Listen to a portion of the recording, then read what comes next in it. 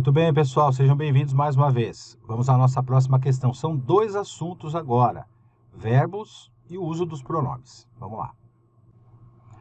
A questão de 2019 versa sobre verbos e o uso dos pronomes. Assinale a alternativa que completa a frase: espero que minha história seja tão engraçada que, empregando os verbos e os pronomes de acordo com a norma padrão, segundo a banca examinadora, a letra B de bola. Vamos fazer a leitura da frase?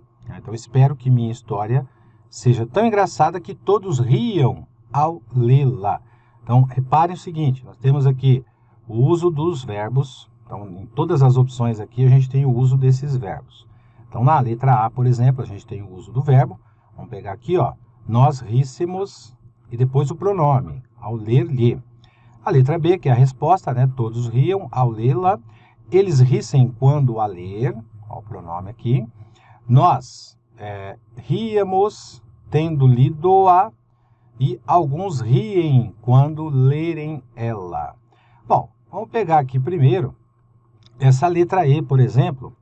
O verbo ler, ele é um verbo que exige complemento sem preposição, que é um verbo transitivo direto. Então, ele tem um elemento que a gramática chama de objeto direto. Ocorre que os pronomes pessoais, no caso reto, ela é um deles, né? Eu, tu, ele ou ela, nós, vós, eles ou elas, eles não podem exercer essa função aqui, ó. Então, nunca você pode usar os pronomes pessoais, no caso reto, para completar o sentido de um verbo sem preposição. Isso ocorre, por exemplo, com aquela situação, né? Vi ela, amo ela. O correto é eu a vi, eu a amo. Então, já elimina a letra E por conta disso. Na letra A, por exemplo, nós temos o verbo ler, novamente. Conforme eu disse, esse verbo é um verbo que exige complemento sem preposição. Portanto, ele tem um elemento chamado objeto direto. E o pronome oblíquo ato no lhe não exerce essa função de objeto direto.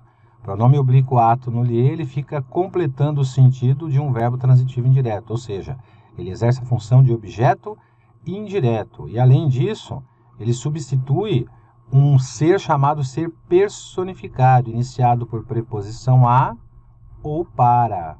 Esse ser personificado é um ser que tem vida própria. E, no caso, o pronome está substituindo minha história. Minha história não tem vida própria, então não pode ser o lhe. Essas duas opções chamam mais atenção aí por erros, né, mais gritantes, né, nesse caso aqui. Aí nós temos a correta, né? Todos riam ao lê-la. Vamos ver por que está correta. Então, aqui a frase, ó. Espero que minha história. Vejam pelo contexto, ó, espero que, ele já indica nesse elemento aqui, ó, algo futuro. Ou seja, espero que minha história seja tão engraçada. E aqui também, ó, seja, né, futuro também. Então, espero que minha história seja. Então, não sei se ela será tão engraçada. Então, nós temos uma situação futura. E isso tem a ver com o chamado futuro do subjuntivo. Então, o futuro do subjuntivo é algo praticado pelo verbo, pelo sujeito, que conjuga o verbo. E esse verbo indica uma hipótese. Então, esse futuro do subjuntivo é uma hipótese. Pode ser que isso aconteça ou não.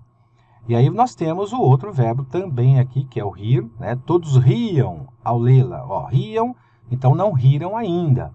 Então indica também uma hipótese, indica também o futuro, chamado futuro do subjuntivo. O subjuntivo indica uma hipótese. Importante saber isso aí. Provas da PM, eles costumam perguntar a interpretação dos verbos, tá? Esse pronome ler, essa expressão pronominal chamada lá, né? No caso, ela substitui minha história, né? Então, eu espero que minha história seja tão engraçada que todos riam ao lê-la, ou seja, ao ler a minha história. Então, dentro desse pronome ler, aliás, esse pronome lá, nós temos exatamente o chamado objeto direto, que é o complemento do verbo ler.